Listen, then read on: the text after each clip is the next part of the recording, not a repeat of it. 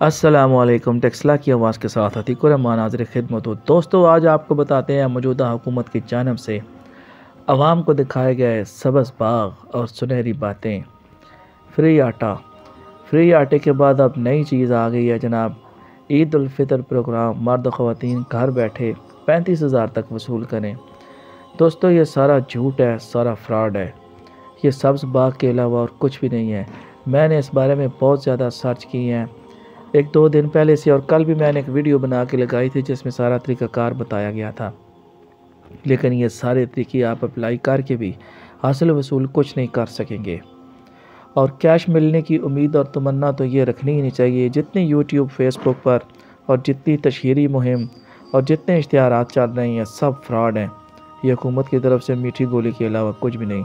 سستا راشن کی بات کی جائے تو آپ یوٹیلیٹی سٹورز اور آپ جس کسی بھی ادارے یا جو ان کے رجسٹرڈ دکاندار ہیں ان کے پاس بھی جائیں تو وہ آپ کو بتائیں گے جی یہاں سے نہیں ملے گا، آپ وہاں جائیں۔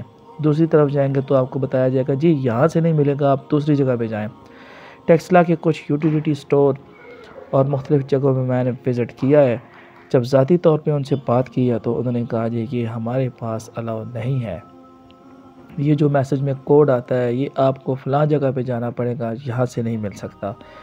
یہ نہیں کہ آپ جہاں بھی جائیں گے آپ کو دوسری جگہ بھیج دیا جائے گا۔ اس لیے حکومت کی باتوں میں آنے کے بجائے اپنی خواتین، اپنے بزرگ، بوڑھوں، جوان اور بچوں کو لائنوں میں لگا کے ذلیل کرنے کے بجائے اللہ پہ یقین رکھتے ہوئے جس طرح مشکل ترین حالات سے آپ لوگ گزارا کر رہے ہیں اسی طرح گزارا کرنے کی کوشش کریں۔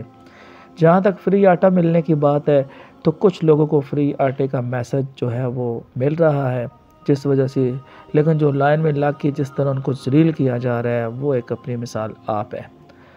اور یہاں پہ جو کھڑے لوگ ہیں ان میں مستحق کم اور ایسے صاحب حیثیت لوگ کھڑے ہوں گے کہ جن کو مستحقین والے آٹے کی ضرورت نہیں، لیکن لوگ چادروں میں چھپا کے لے جا رہے ہیں کیونکہ ان کو میسج جو آ رہا ہے۔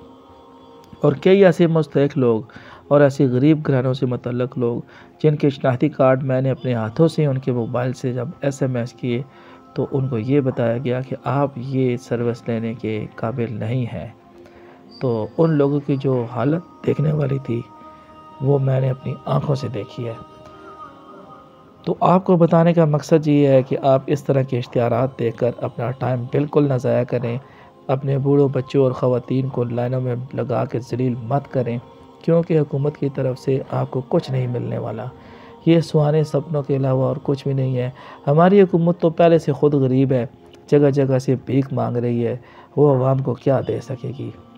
اللہ تعالیٰ سے دعا ہے کہ اللہ تعالیٰ اپنے خزانوں سے مدد فرمائے اور رمضان المبارک کی برکت ساتھ سب کو نصیب فرمائے اور اپنے خزانے سے عطا فرمائے تاکہ لوگوں کے مشکلیں حل ہو۔